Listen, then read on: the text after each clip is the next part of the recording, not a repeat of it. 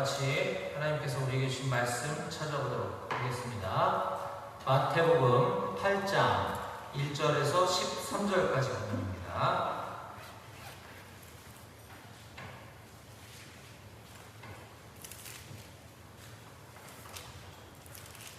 하나님께서 오늘 우리에게 주신 말씀은 마태복음 8장 1절부터 13절까지 본문입니다.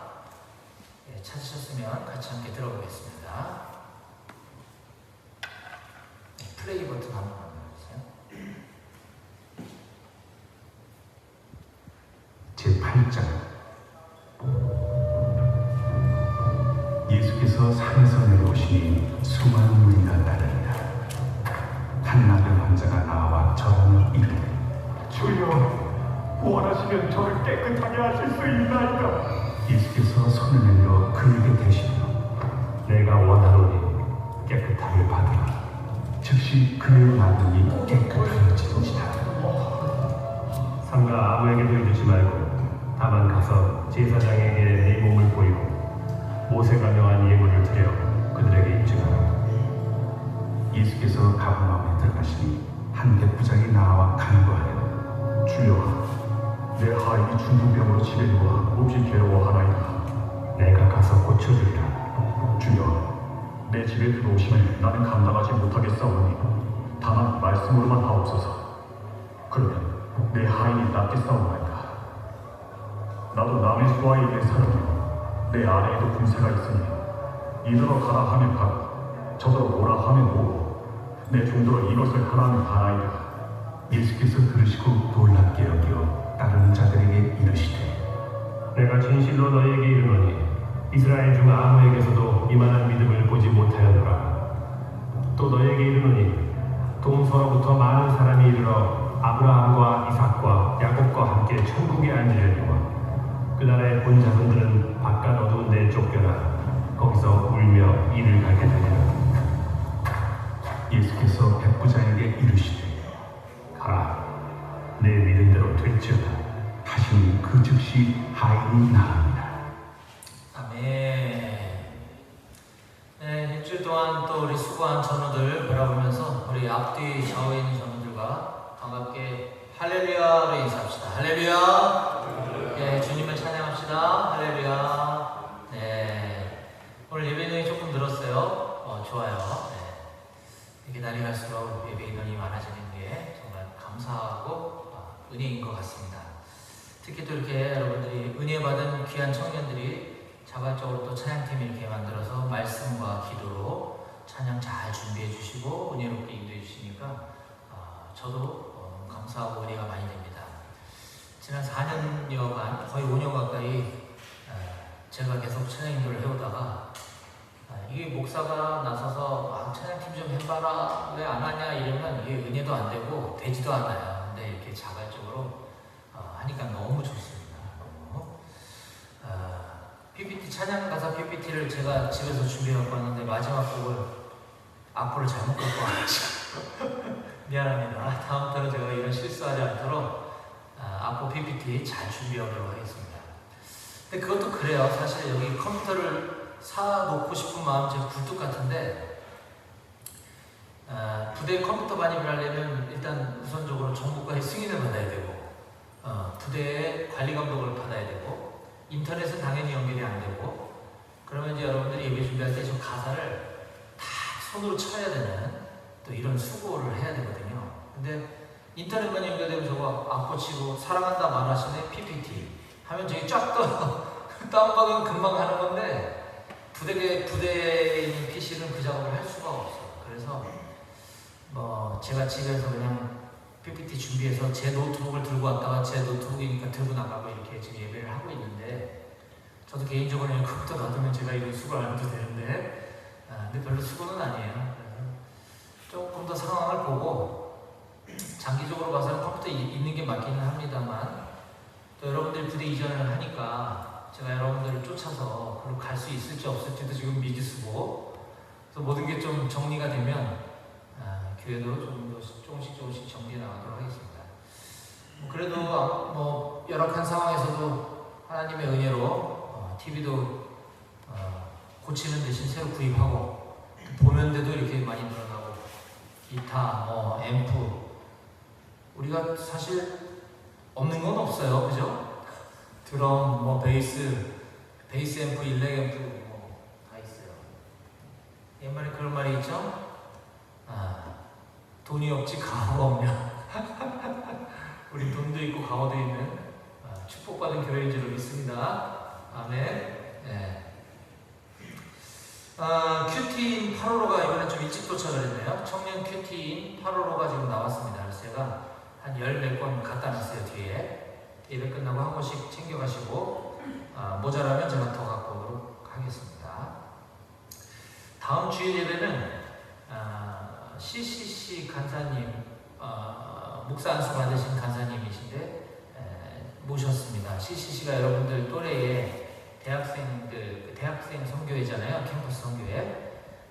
주로 이제 캠퍼스에서 사역을 많이 하는데 이분은 중국, 이란, 터키에서 캠퍼스 사역을 하시고 지금은 벨기에에서 벨기에 대학생들과 함께 청년 사역하고 계신 아주 귀한 목사님이자 CCC 파송 선교사님이십니다.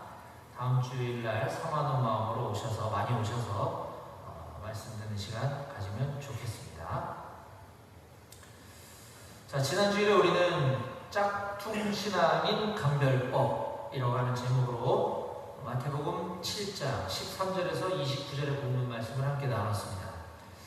제가 여러분들 그 머릿속에 오래 기억에 남도록 짝퉁 신앙인 이런 표현을 썼지만 우리가 진짜 참된 그리스도인이냐 그렇지 않은 가짜 그리스도인이냐 이런 의미로 이해하면 되겠죠. 그래서 지난주일 본문에서 예수님께서 말씀하신 짝퉁 신앙인을 감별하는 3가지 방법에 대해서 함께 말씀을 나눴는데요. 짧게 복습하고 오늘 본문을 계속 이어가도록 하겠습니다. 짝퉁 신앙인은 첫 번째로 크고 넓은 문으로 들어가는 자다라고 말씀하셨습니다.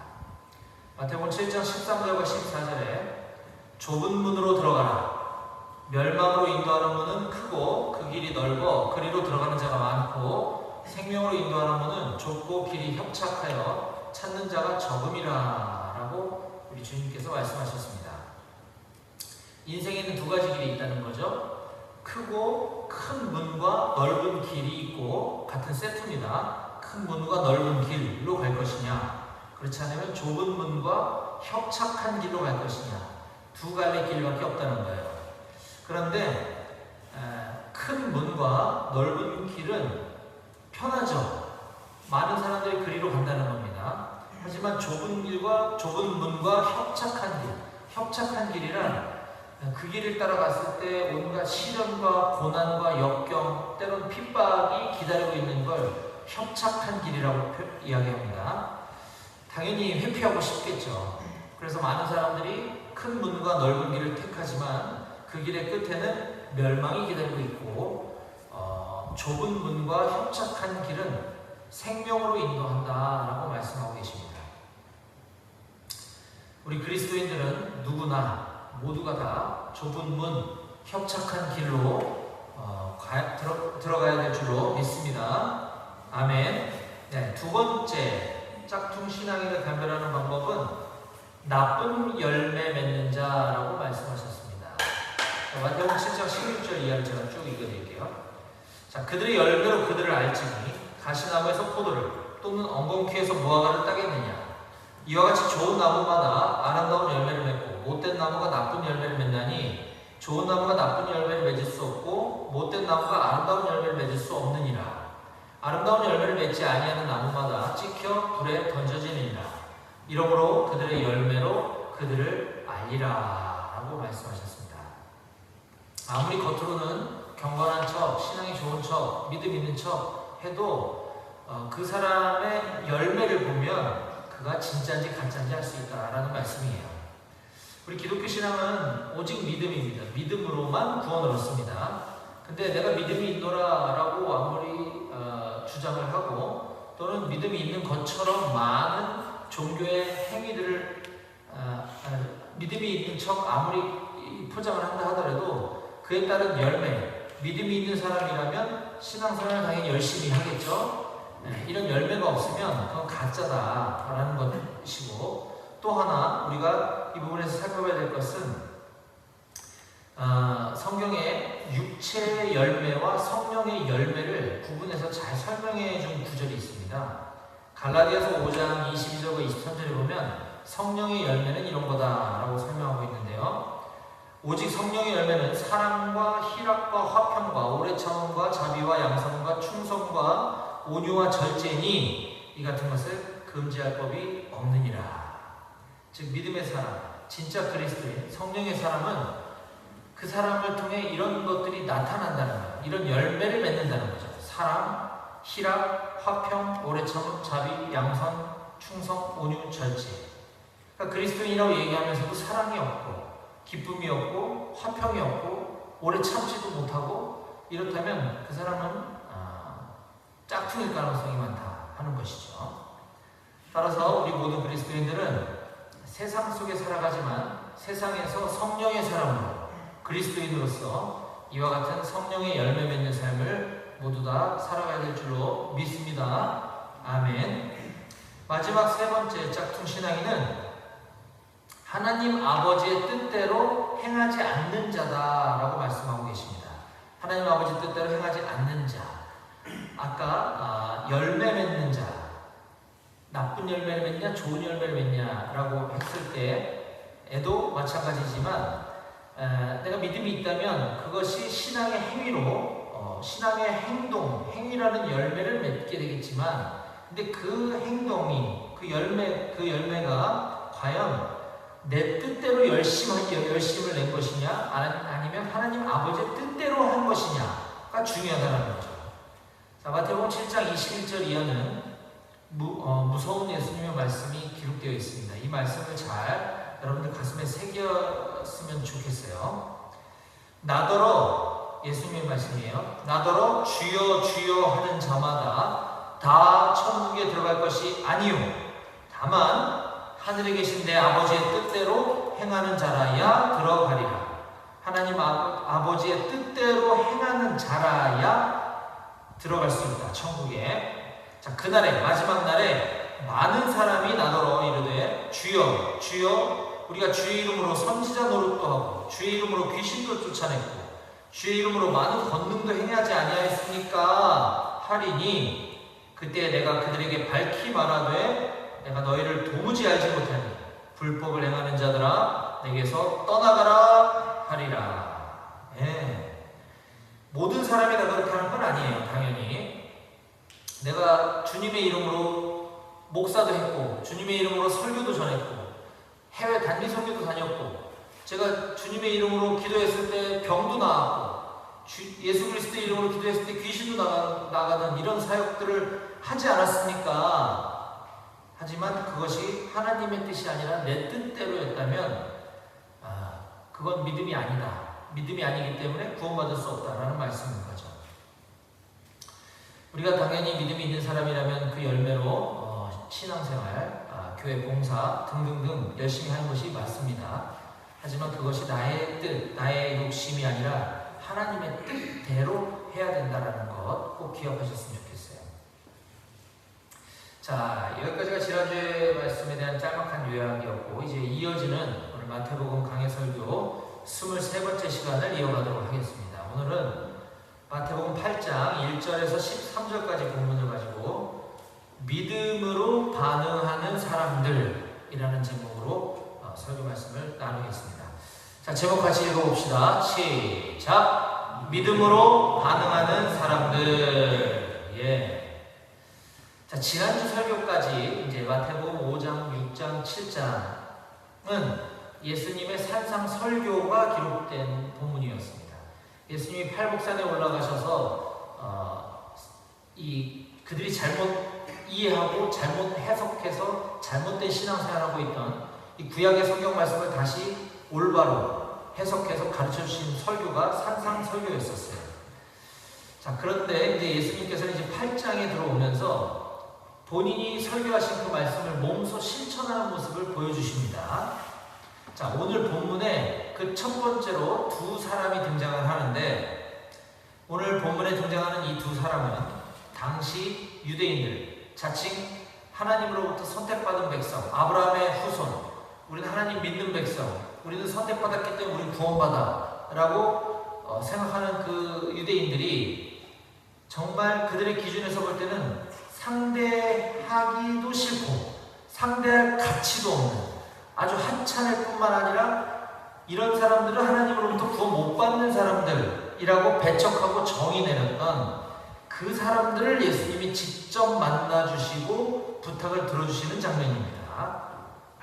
그뿐만 아니라 그들을 만나주시고 부탁을 들어주시는 것뿐만 아니라 더 나아가 그들의 믿음이 진짜다 라고 하는 이들의 믿음을 드러내 주시면서 반대급부적으로 자신들이 선민이라고 하는 영적인 우월감과 교만에 빠져있던 유대인들을 향해서 책망을 하시는 그런 말씀이라고 볼 수 있습니다.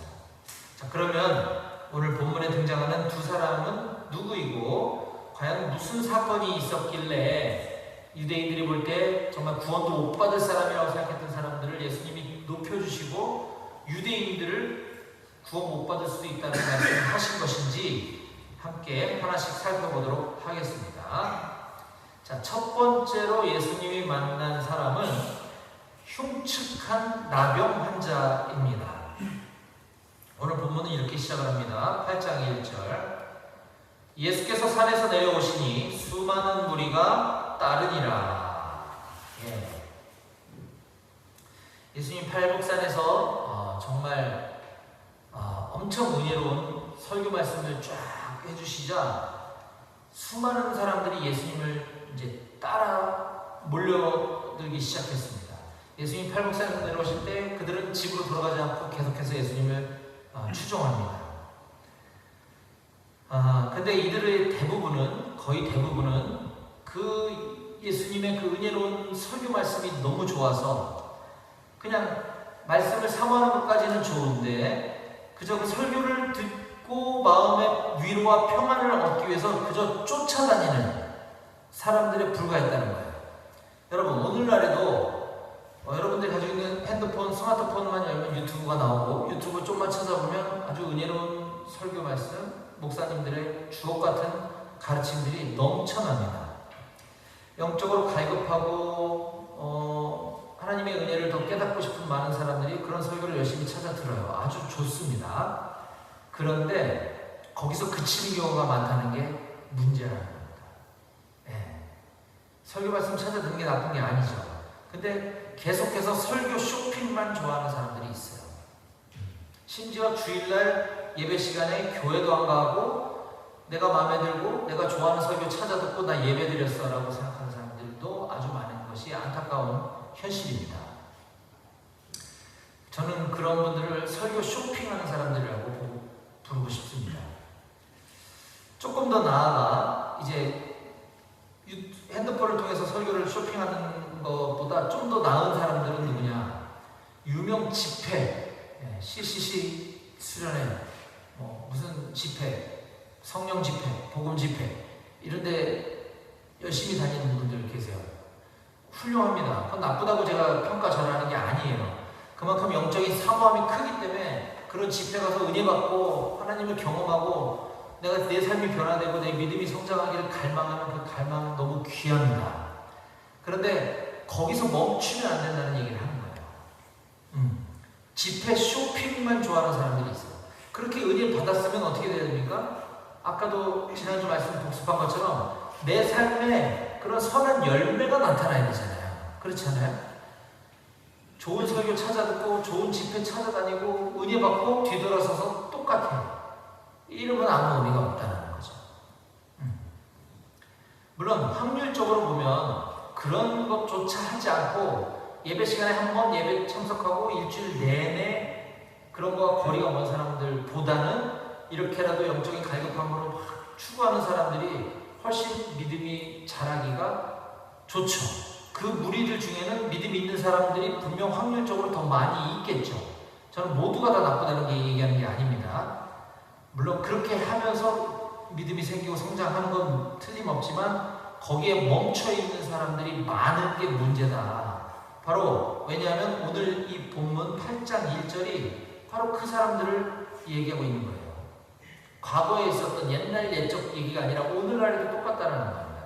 예수께서 산에서 내려오시니 수많은 무리가 그냥 따르기만 하더라. 네. 그런데 이 수많은 무리들 속에 예수님 앞에 담대하게 나와 예수님이 내 인생의 주인이십니다. 예수님이 나의 구주이십니다. 라고 고백하고 예수님께 자기 믿음의 고백을 한 사람이 있었는데 그게 누구냐 하면 바로 그 다음 절에 나오는 한 나병 환자입니다. 한 나병 환자가 나와 절하며 이르되 주여 원하시면 저를 깨끗하게 하실 수 있나이다 하거늘. 짧은 이 2절, 이 한 절에 정말 너무나 많은 귀한 가르침이 담겨 있어요. 여러분 우선 나병 환자가 누군지 알아야 합니다. 나병. 우리 주변에서는 보기가 힘들어요. 소위 문둥병 환자라고 하죠. 문둥병, 나병 환자들은 이 피부가 녹아서 막 흘러내려요. 그래서 코가 없고 귀가 없고 막 입이 막 문드러져 있고 이렇단 말이에요. 그렇기 때문에 보기 너무 흉하고 보기에 흉해서 뿐만 아니라 이 나병이라는 것은 전염성을 갖고 있어요. 그래서 이 문둥병 환자분들은 따로 남환자촌이라고 하는 곳에서 이렇게 거주하게 됩니다. 우리나라도 그래요. 근데 옛날부터 이 나병 환자가 있었는데 이때도 마찬가지였겠죠. 이 나병 환자들은 이처럼 전염성 때문에도 일반 사회에서 같이 함께 어우러져 살 수 없었을 뿐만 아니라 당시 구약 성경 말씀에 의하면 이 나병 환자들은 부정환자로 여겨졌습니다. 그래서 부정환자와 같이 함께 있으면 나도 부정해질 수밖에 없기 때문에 그들은 공동체로부터 격리되어서 지낼 수밖에 없었어요. 그래서 이 나병 환자가 일반 세상에서 이렇게 돌아다니면 그는 돌 맞아 죽어야 되는 그런 상황이었다는 거죠. 당시에. 그런데 지금 어떻습니까? 수많은 무리들이 예수님을 따라 내려오고 있는데 거기에 나병 환자가 와 있다? 그 난리 난 일인 거죠. 그 자리에 온 것만으로도 엄청난 용기가 있었던 거예요. 근데 그 용기란 객기가 아니라 믿음의 용기였던 것이죠. 자, 그런데 그 나병 환자가 그저 군중들 속에 숨어서 먼 발치에서 예수님만 봐도 귀한 믿음의 용기 있는 행동이었다라고 우리가 평가할 수 있겠지만 그는 거기서 더 나아가 예수님 앞에 지금 나와왔죠. 예수님 코앞에까지 무리들을 헤치고 그러면서 제일 먼저 뭐라 합니까? 주여, 주. 예수님 나의 주님이십니다. 영어 성경으로 Lord라고 고백하고 있는 거예요. 나의 주인. 일반 우리 많은 사람들은 내 인생의 주인이 나라고 여기고 살아가잖아요. 근데 내 인생의 주인은 예수님이십니다. 주여 라고 믿음의 고백을 하고 있는 것입니다. 마태복음에서 예수님을 주로 고백한 최초의 인물이 바로 이 나병 환자입니다. 그리고 이 나병 환자가 지금 예수님 앞에 나와 절했다라고 지금 기록하고 있죠. 여기서 절했다는 건 윗사람에게, 어르신에게 새해 복 많이 받으세요 이 절했다는 게 아니고 이 프로스퀴네오라고 하는 이 헬라어 단어는 경배하다, 입맞추다, 절하다 이런 의미를 가지고 있어요. 그러니까 이 입맞추다는 게 남녀간에 뽀뽀한다는 뜻이 아니고 최고의 존경을 담아서 그를 높여드리는 행위를 말하는 거예요. 예배한다는 뜻입니다. 경배한다는 뜻이에요. 이 나병 환자는 예수님 앞에 나와서 예수님을 전심으로 예배하고 있는 모습을 보여주고 있습니다. 거기에다가 나병 환자가 예수님께 지금 나온 솔직한 최고의 목적은 뭐겠어요? 예수님이 내 인생의 주인입니다라고 고백할 때는 예수님이 누군지를 알았기 때문에 그런 고백을 하는 거잖아요. 전지전능하신 성자 하나님이시기 때문에 못하실 게 없으신 분이기 때문에 제발 제 이 나병 좀 고쳐주세요. 그것 때문에 나온 거 아니겠습니까? 그렇죠? 네. 근데 그가 지금 예수님한테 한 고백을 한번 들어보십시오. 주여 원하시면 저를 깨끗하게 하실 수 있습니다. 네. 이게 뭡니까? 일방적으로 주님 제발 제 병을 고쳐 주시옵소서. 주님 저 주님을 믿습니다. 주님 제가 이 나병 때문에 얼마나 고통당하고 소외되고 외롭고 격리되고 이렇게 죽을 때까지 살아야 되는 거 너무 불쌍하지는 않으십니까? 주님 저 좀 고쳐 주시옵소서. 이렇게 기도해도 돼요. 우린 그렇게 기도하잖아요. 그렇지? 근데 이 사람은 주님이 원하신다면 저를 깨끗하게 해주시고 주님이 원하지 않으시면 아멘 하겠습니다. 와, 이게 제가 곰곰이 생각해봤어요. 제가 만약 나병 환자예요. 아까 얘기했듯이 난 평생 이렇게 살아야 돼? 난 주님한테 고쳐달라고 끝까지 기도할 것 같은데 어떻게 이런 기도를 할 수 있을까? 이런 믿음의 고백을 할 수 있을까? 와, 저는 상상이 안 갔어요. 자신의 질병이 치유되기를 원하는 그 간절한 소망마저 그 선택권을 예수님께 맡기고 있는 모습. 모든 것을 전적으로 의탁하는 모습을 우리가 볼 수 있습니다. 이런 나병 환자가 보여준 이 믿음이 바로 저와 여러분들에게도 반드시 필요하고 우리도 그렇게 살아야 될 줄로 믿습니다. 아멘. 네. 자, 두 번째로 예수님이 만난 사람은 백부장입니다. 자, 마태복음 8장 5절과 6절입니다.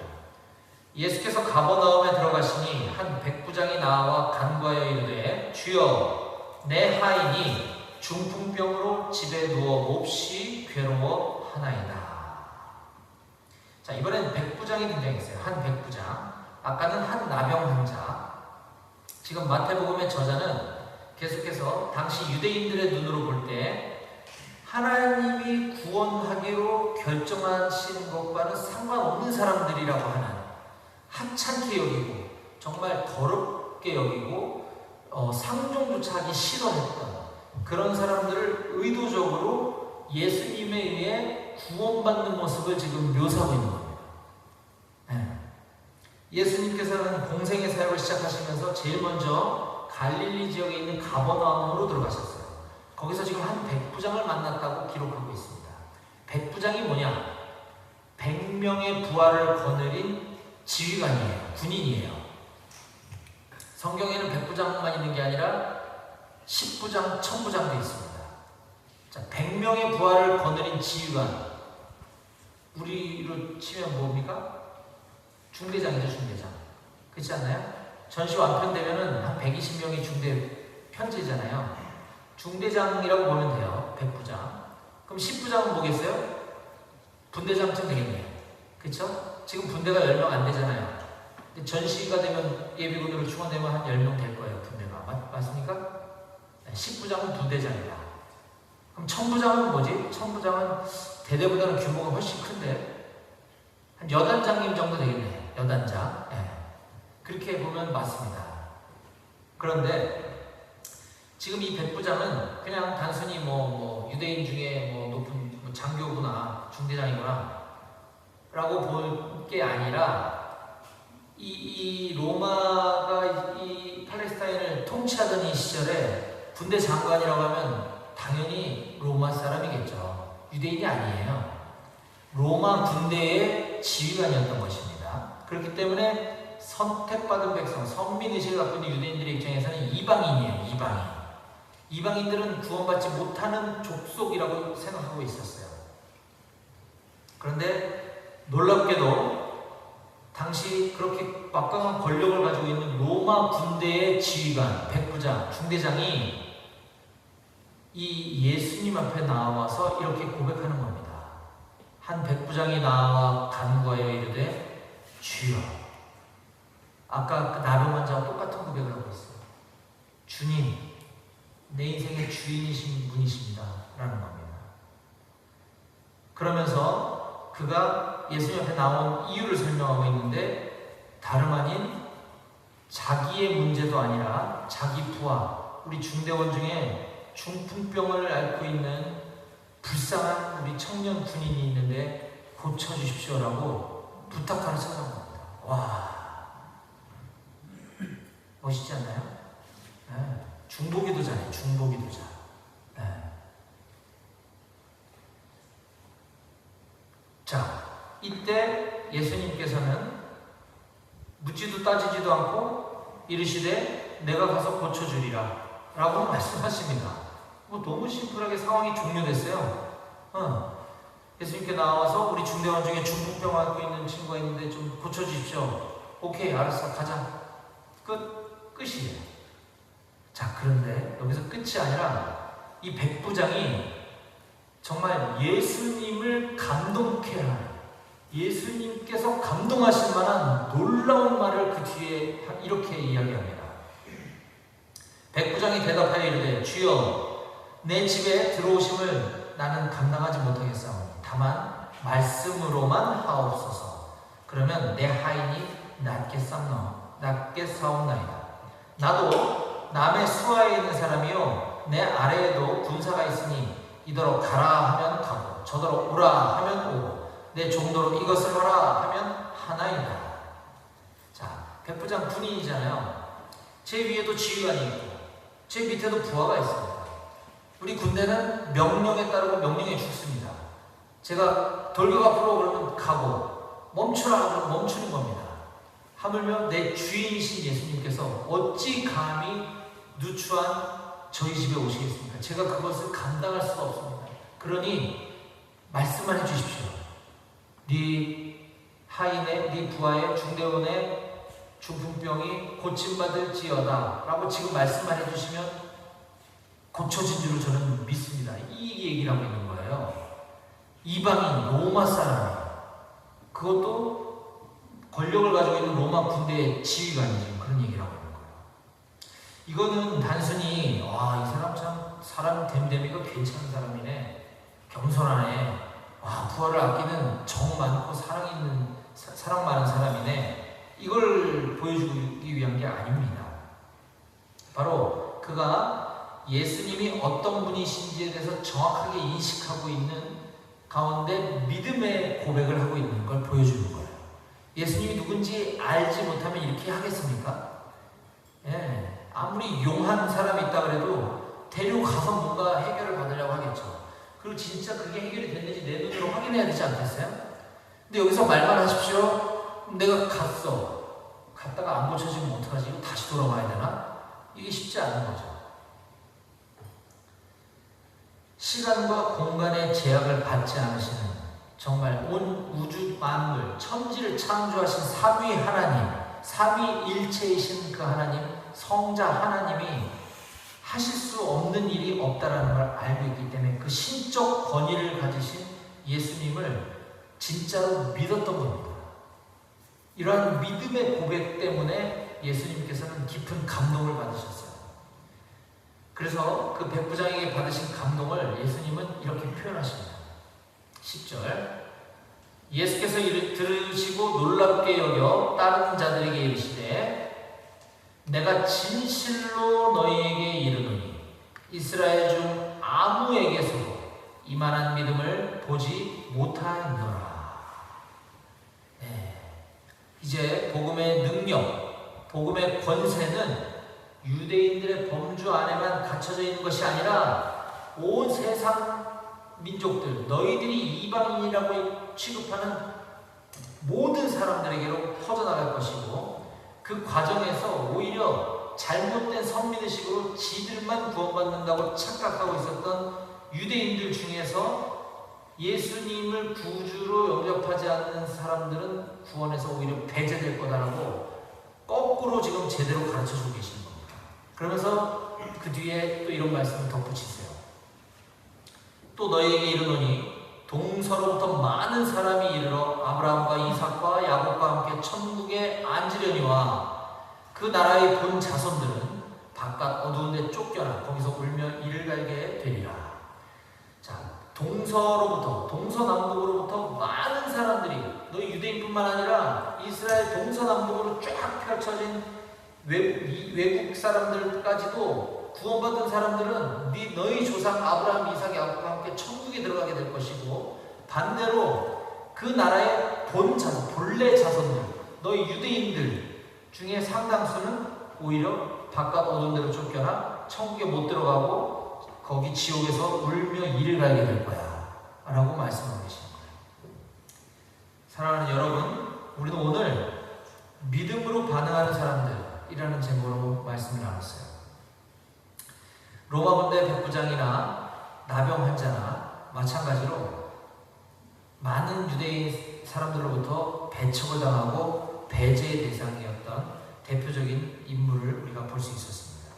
이 두 사건을 통해서 우리는 예수님의 긍휼하심과 조건 없는 사랑을 베푸시는 모습도 보았지만 복음은 누구에게나 차별이 없는 것임도 우리가 깨달을 수 있었습니다.